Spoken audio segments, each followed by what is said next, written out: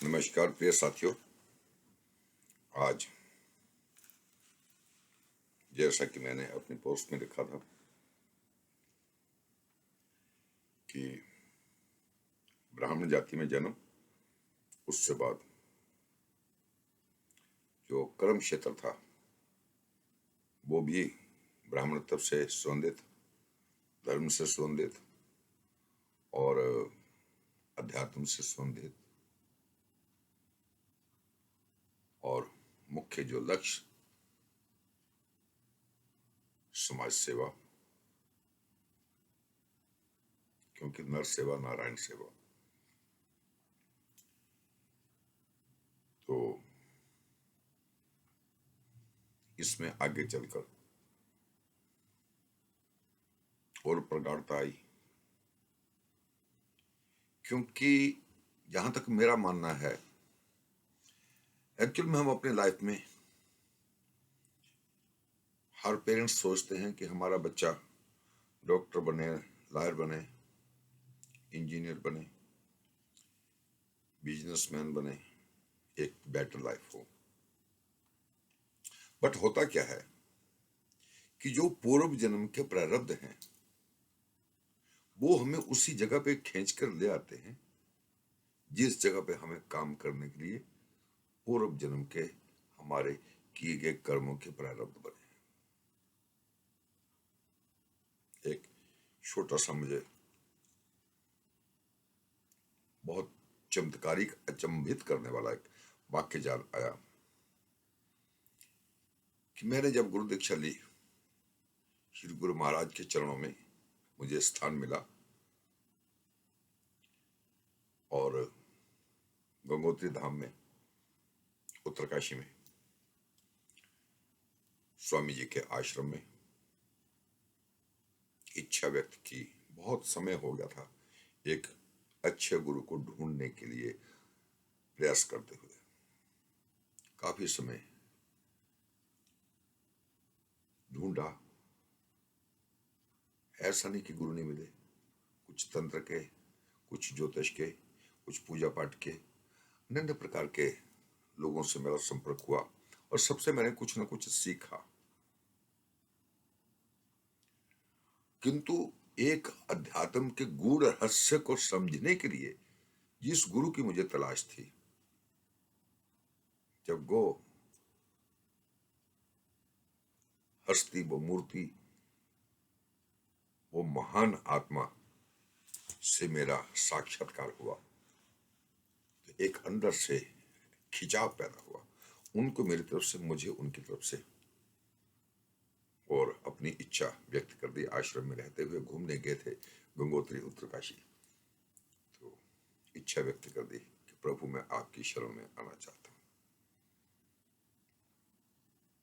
इतनी बार सुनते ही उन्होंने गले लगाया, प्यार दिया, सिर पे हाथ फेरा, मुझे कहा कि अवश्य। समय देखा गया, क्योंकि संत समाज में हम ब्राह्मण, हम ज्योतिषी ही नहीं, संत समाज में भी हमारे जो दिन, त्योहार, तिथियां, नक्षत्र, गुरु पुख्य, रवि पुख्य, अमृतसिद्ध जोग, स्वास्थ्य जोग, इन सबको देखा जाता है और बड़ी बारीकी से इनका अध्ययन किया जाता है। संत समाज में भी इन सब चीजों को काउंट किया जाता है। तो मुझे कह दिया गया कि आफ्टर 3 days, 3 दिन बाद आपको गुरु दीक्षा मिल जाएगी। ठीक है, तो हम गंगोत्री, जमुनोत्री, क्योंकि नेचर से शुरू से प्यार रहा, पहाड़, नदियां, ये सब इनसे शुरू से लगाव रहा है। भीड़ भाड़ से दूर एकांतवास, खेत खलिहान, पहाड़, नदियां, झरने, इन सब चीजों से शुरू से प्यार रहा। और उत्तरकाशी एक जगह ही ऐसी थी कि जहां नेचर ही नेचर थी। तो 2-3 दिन और गुजारे, गुरु दीक्षा हुई।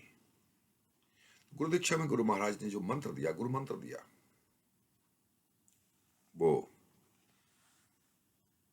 इतनी ज्यादा संख्या में जप करने का आदेश हुआ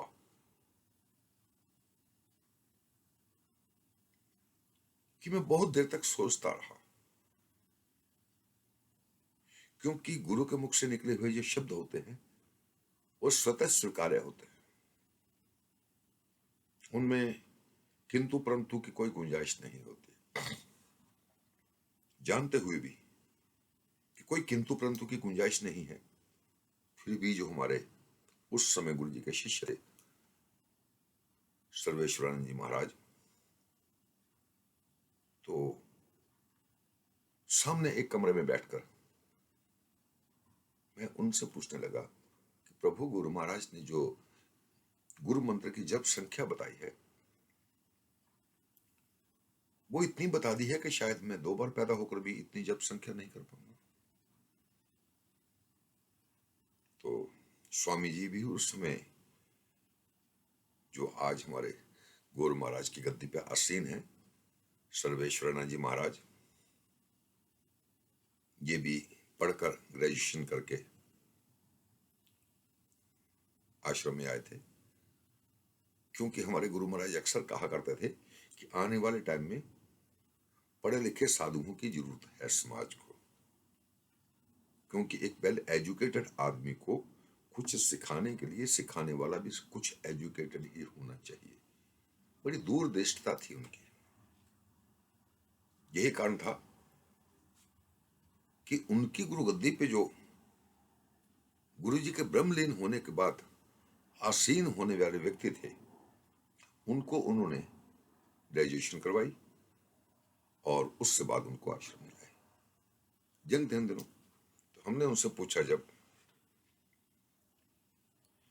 कि हमारी समझ से थोड़ा सा बाहर की बात हो रही है जप संख्या के विषय पे, तो उन्होंने कहा कि नहीं, ये स्वामी जी बता सकते हैं, इस बारे में मैं कुछ नहीं बता सकता। तो स्वामी जी ने अपने आप मुझे बुलाकर कहा कि आप जो सोच रहे हो आपको सोचने की जरूरत नहीं है। मैंने जो जप संख्या बताई है वो जानबूझकर बताई है, क्योंकि आप पहले 4 बार गुरु दीक्षा ले चुके हो और 5वीं बार गुरु दीक्षा अब ली है और 1 बार गुरु दीक्षा और लेनी है और आपका जप जो है वो पूरा हो जाएगा। बहुत ही भेद भरे, बहुत ही अचंभित करने वाले शब्द। तो उन्होंने कहा कि ये तो गुरु शिष्य का संबंध जन्म जन्म का संबंध होता है, ये एक जन्म का संबंध ही थोड़ा है। बैठ जो गोदार, उन्होंने कहा क्यों आप चिंतित हो, आप करो जो कुछ कहा। सत्य वचन, बहुत संतोष मिला, बहुत बहुत बहुत एक मन को तसल्ली मिली, खुशी मिली, क्योंकि उन्होंने स्पष्ट शब्दों में ना कहकर अस्पष्ट शब्दों में मुझे ये बता दिया कि मैं पहले भी उनका शिष्य रह चुका हूं।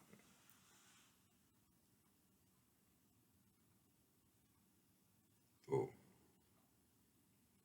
तब से गुरु महाराज की शरण पकड़ी और step by step step by step step by step जीवन को जिस लक्ष्य पे लाना चाहता था, मेरे जीवन का एक एम था जो, मैं उसकी तरफ को बढ़ता चला गया।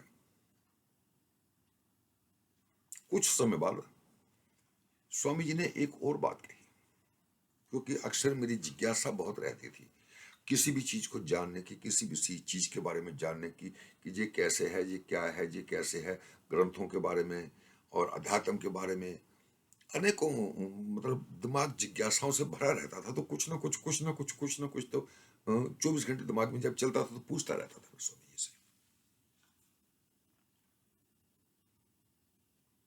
तो स्वामी जी ने कहा कि यही जो जिज्ञासा है आपको एक दिन अपने आपके लक्ष्य पर पहुंचाएगी।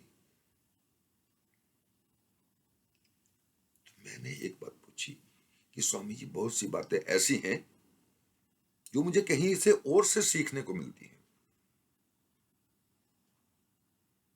स्वामी जी ने एक बात कही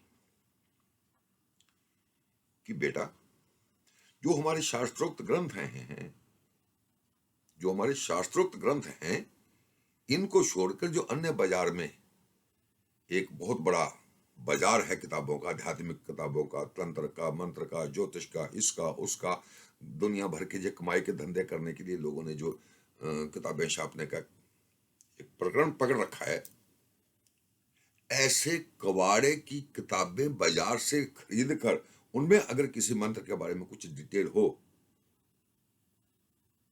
उस पर विश्वास सोच समझ कर करना। अच्छे लेखक भी हैं, अच्छे पब्लिशर्स भी हैं, जो एक अच्छी किताबें हमारी समाज को दे रहे हैं।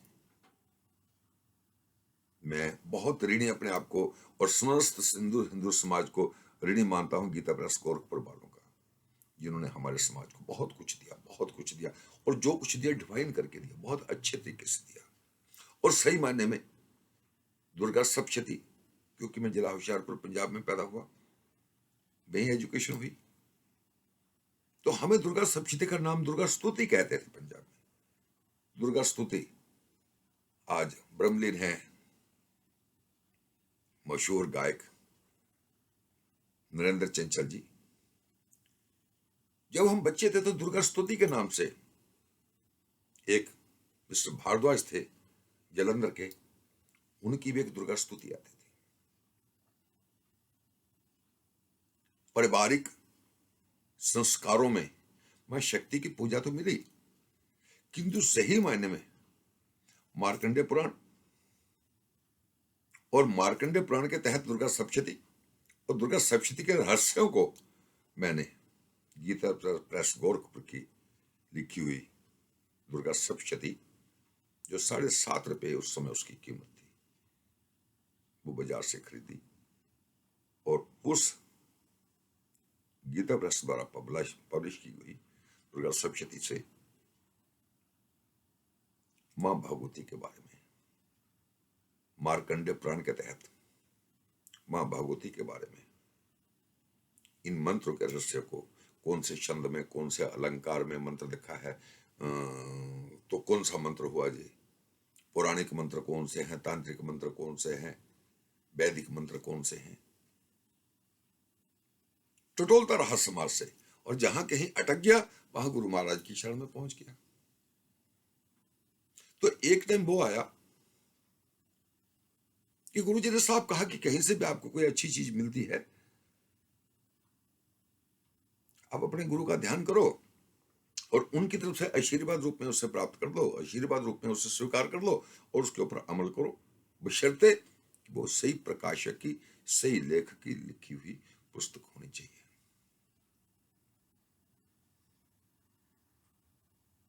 स्वामी जी का सिर से साया उठा, ब्रह्मलीन हो गए स्वामी जी, और उनकी वही बात कि कहीं से भी कुछ ज्ञान मिलता, कहीं से भी कुछ बात मिलती, तो उनको स्वामी जी की तरफ से बताई हुई बात समझकर स्वीकार करके, आत्मा से स्वीकार करके, और उसको मैंने अप्लाई किया और मुझे उसमें बहुत बड़ी कामयाबी मिली।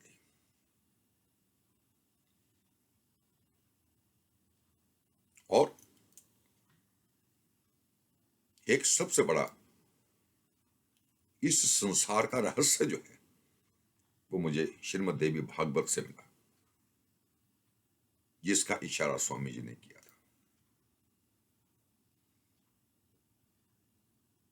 17 पुराण लिखे गए, फिर भी कमी महसूस हुई ऋषियों को, तो 18वां पुराण लिखा गया वेद व्यास जी के द्वारा, श्रीमद् देवी भागवत। तो अक्सर मैं जब किसी भी मैटर को लेकर उलझ जाता था तो मैं श्रीमद् देवी भागवत का अध्ययन शुरू कर देता था, और जो स्वामी जी की कृपा, माता रानी की कृपा, मां जगत जननी की कृपा समझो कि जैसे पिक्चर सामने चली आती, इस तरीके से एक एक चीज मेरे सामने आती चली गई और मैं उसके अपने जीवन पर अप्लाई करता चला गया। कभी नहीं सोचा कि मेरा भविष्य क्या होगा, कभी नहीं सोचा कि मैं आगे जाकर क्या करूंगा, क्या बनूंगा, क्या कमाऊंगा, क्या खाऊंगा। बहुत से काम ऐसे इंडिया में रहते हुए अगर कोई गरीब गुरबा आया, उसकी समस्या को सॉल्व किया और उल्टा उसे चाय पिलाई, खाना खिलाया और घर जाने के लिए किराया नहीं तो वो भी दिया। बहुत से लोगों ने कहा कि भारद्वाज जी आप अपना कुछ शुल्क तय कर लो, कुछ फीस रख लो। हमने कहा नहीं, उस मेरे गुरु महाराज के पास गज और कैंची दोनों चीजें हैं, उस मेरी जगत जननी मां के पास गज और कैंची दोनों है। अगर मुझे जितना मिलना है उससे कम होगा वो नाप कर और दे देंगे, और अगर मैं फीस रखकर ज्यादा कर लूंगा तो वो काट कर उतना ही मुझे देंगे जितना मुझे उन्होंने देना तय कर रखा है, बाकी काट कर ले लेंगे। इसलिए कोई जरूरत नहीं है। मैंने आज तक अपने जीवन में, मैं इंडिया में ज्योतिष करा, इंडिया में पूजा पाठ करा, कभी कोई शुल्क नहीं रखा। जहां मैं आज 6 साल हो गए हैं अमेरिका में, जितने भी जहां ज्योतिषी हैं सभी के शुल्क है ज्योतिषी जहां हैं, पंडित जहां पूजा पाठी, उनके सबके शुल्क है। मेरा किंतु कोई शुल्क नहीं है। जहां निस्वार्थ भाव से प्रभु का नाम लेता हूं, निस्वार्थ भाव से ज्योतिष करता हूं, और अपने मनोरंजन के लिए ये कीबोर्ड गाना बजाना, क्योंकि इसमें भी एक ग्रंथ में पढ़ा था कि सरगम नेचर से प्राप्त किए गए 7 शब्द हैं। क्योंकि मैं नेचर से अपने आप को जोड़ना चाहता था, नेचर से ही, क्योंकि नेचर से ही तो हम निकल कर आए और नेचर में ही हमें विलीन होना। योगा सीखा तो योगा सीखने का अर्थ क्या था, योगा सीखने का कारण क्या था? योगा सीखने का ये कारण नहीं था कि मैं योगा से कोई कमाई करूं, कोई मैं कमाई नहीं कर रहा हूं योगा से। योगा सीखने का कारण ये नहीं था कि मुझे कोई बीमारी थी। योगा सीखने का अर्थ, योगा सीखने का कारण जो बना वो योगा शब्द का अर्थ बना। मुंगेर एक बिहार में स्थान है, वहां का एक योगा संस्थान है, जिसमें उनका जो पाठ्य पुस्तकें हैं उनका अध्ययन किया। क्योंकि मैंने अपनी जिंदगी की 80% कमाई जो है वो ग्रंथों को खरीदने में लगा दी।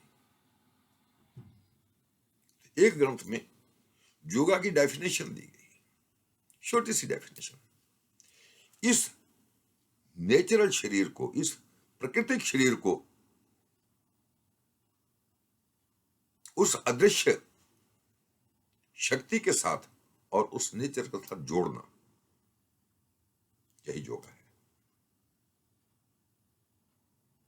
इस नाशवान शरीर को उस प्रकृति के साथ जोड़ना, योगा, योग प्लस। अब योग भी कई तरह के, लोगों ने योगा को व्यवसाय बना दिया, धंधे कर लिए, माल बिक रहे हैं, योगा की आइटमें बिक रही हैं, और योगा, कूल योगा, जे योगा, वो योगा, जे योगा, वो योगा, दुनिया भर की बातें। हम किसी की इसमें आलोचना नहीं करना चाहते। जाकी रही भाव ने जैसी, प्रभु मुहूर्त देखी तीन तैसी। जो भी अपने जीवन में किया, एक प्योरीफाई करके करने की कोशिश करी, जिसमें मेरे सतगुरु महाराज श्री स्वामी जी का बहुत बड़ा मेरे पे आशीर्वाद रहा। उस मातेश्वरी का एक छोटी सी बात याद है। एक हमारे शास्त्रोक्त ग्रंथ है रुद्रामल तंत्र,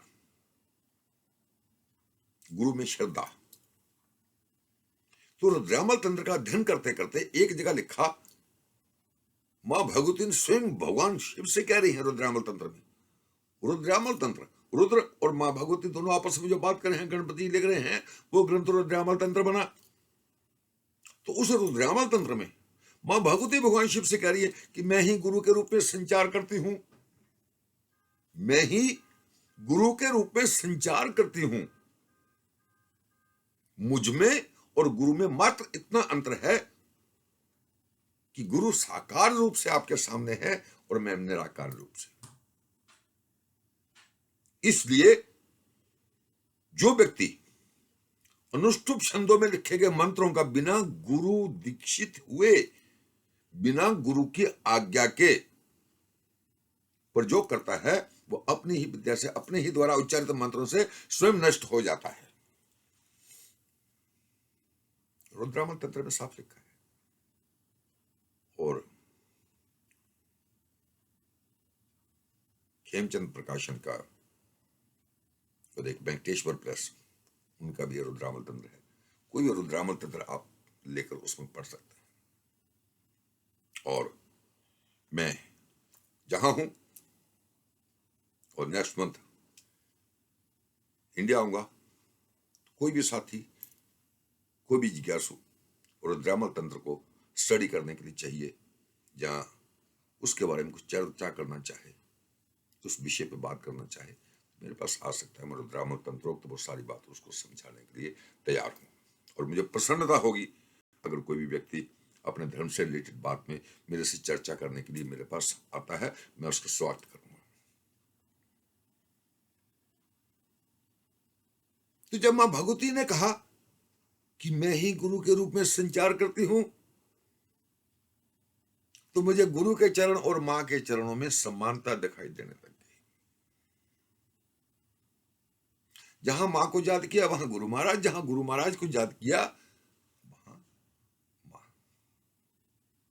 क्योंकि इस मां का एक रूप मां सरस्वती भी है, जो विवेक ज्ञान की स्वामिनी है, और गु से अंधेरा और रू से रोशनी, जो अंधेरे से रोशनी, अज्ञानता से ज्ञानता की तरफ को ले जाए, वही तो गुरु है। ज्ञान क्या है? आत्मा में, मस्तिष्क में प्रकाश, जिसके कारक गुरु है, और गुरु के रूप में मां है, मां जगत जननी है। तो ये तो रही गुरु महाराज की बात। तो सभी गुरुओं को मैं नमन करता हूं, सभी गुरुओं को मैं प्रणाम करता हूं। मैं अपने लाइफ में, अपनी जिंदगी में कभी भी किसी गुरु का अपमान नहीं किया। मैं सबको नमन करते हुए सबसे कुछ न कुछ कलेक्ट करने की, कुछ लेने की, कुछ सीखने की कोशिश करता हूं। बहुत से लोग गुरुओं की बुराई करते हैं, भारत में इतने गुरु बंद हो गए, इतने गुरु जेल चले गए, इतने गुरु। हम कहते हैं कि अगर 1 रुपए का सिक्का या एक सोने की डली धूल में गिर गई है, तो आप सोने की डली ही तो उठाते हो, धूल तो नहीं उठाते। अगर आपका एक कॉइन्स नीचे गिर गया है मिट्टी में, धूल में, तो आप धूल नहीं उठाते, उस कॉइन्स को उठाते हो। गुरु घंटालों की बहुत बड़ी लंबी लाइन है आज, बहुत बहुत एक से एक गुरु हैं। कोई प्रवचन करता गुरु हैं, कोई कथावाचक गुरु हैं, कोई कैसे गुरु हैं, कोई कैसे गुरु हैं, कोई कैसे हैं, उन सबके अपने अपने। किंतु मैं इनमें से किसी को भी बुरा नहीं कहता हूं, मैं कहता हूं सारे सही हैं। एक तो इन लोगों के माध्यम से हमारी सनातन की गुरु शिष्य परंपरा जीवित है। इन लोगों के कारण हमारी सनातन की गुरु शिष्य परंपरा, जो गुरुकुलों में कभी हुआ करती थी, आज भी वो जीवित है। और दूसरी बात यह है कि ये जरूरी तो नहीं है कि किसी व्यक्ति की आप सारी बुराइयां भी और अच्छाइयां भी ले लो। अगर कोई गुरु घंटाल हैं, गुरु घंटाल भी हैं, तो उनमें भी एक आध अच्छी बात जरूर होगी। आप उनकी एक आध अच्छी बात को ले लो, बाकी उनके पल्ले छोड़ दो। क्यों बुराई करो किसी की? क्यों चर्चा करो किसी की? अरे भैया, जो उनके पास अच्छाई है वो ले लो, और जो बुराइयां हैं उनको नजरअंदाज कर दो, वाइड कर दो। मेरा मानना तो व्यक्तिगत यह है, और मैं अपने लिए भी कहता हूं कि मेरे अंदर भी लाख बुराइयां हैं, क्योंकि इस दुनिया में इस शरीर को धारण करके जो भी व्यक्ति आया, उसके अंदर अच्छाइयां और बुराइयां दोनों हैं। अच्छाई का पल्ला किसी का भारी, किसी का बुराई का पल्ला भारी।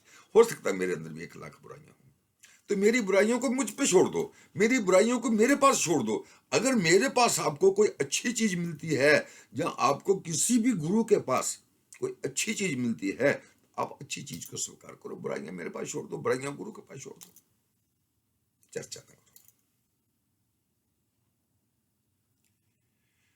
दूसरी बात, एक, क्योंकि मेरी आदत कुछ खोजने की, मैं अक्सर सुना करता था कि red Indian community live in America, red Indian community live in America. तो मन में सोचता था, we want to talk, we want to see that community. एक मन में इच्छा थी, सोचा नहीं था कभी कि मैं अमेरिका आऊंगा, बस एक इच्छा थी कि मैं रेड इंडियन लोगों की जीवन शैली को, उनके रहन सहन को, उनके पूजा पाठ को, उनके कल्चर को देखना चाहता हूं। क्यों? क्योंकि जब बौने ब्राह्मण का रूप धारण करके विष्णु भगवान राजा बलि के जहां 2.5 गज जमीन मांगने के लिए आए, तो 2 गज में विष्णु भगवान ने अपना संकल्प होने के बाद रूप का विस्तार किया और 2 कदम में पृथ्वी आकाश पताल नाप लिया। और आधा कदम जब कहा कि बेटा जी कहां रखूं, तो राजा बलि ने कहा जी मेरे सिर पे रख दो। तो हमारे शास्त्रों में लिखा कि विष्णु भगवान ने उनके सिर पे पैर रखा और उनको पाताल लोक में भेज दिया।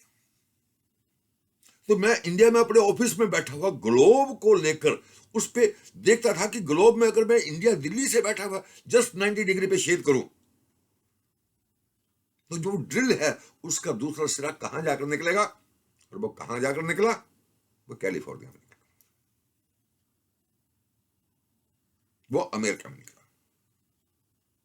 जस्ट ये मान लिया कि इंडिया के जस्ट अपोजिट अगर हम डायरेक्ट पृथ्वी पे डीलिंग करके नीचे को चलने लगे, हम अमेरिका पहुंच जाएंगे। तो मन में आया कि अगर विष्णु भगवान ने लात मारकर लात से राजा बलि को दबाया, नेचुरल की वो अमेरिका की धरती पर पहुंचे और red Indian, according to words red Indian. तो मेरे दिमाग में बार बार ये बात अटैक करती थी कि रेड इंडियन हो सकता है कि राजा बलि से या राजा बलि की संतानों से इनका कोई संबंध हो, राजा बलि की संतानों से इनका कोई संबंध हो, तो उनके बारे में कुछ जानने की इच्छा थी मेरे अंदर। दूसरी एक जिज्ञासा जरूर थी कि इस दुनिया के अंदर जितने भी जीव हैं वो 3 प्रकार की उनके अंदर ऊर्जा है, शक्ति है, और वो तीनों प्रकार की शक्ति जो है वो उस जगत जननी से प्राप्त होती है। क्योंकि अकॉर्डिंग टू शास्त्र सृष्टि की उत्पत्ति एक बहुत बड़ा विस्फोट, और उस विस्फोट में एक शक्ति का प्रादुर्भाव, और वो शक्ति अज्ञानता के कारण भयभीत होकर उन्होंने अपने से महालक्ष्मी महासरस्वती जी, एक शास्त्रोक्त बात है जोड़ा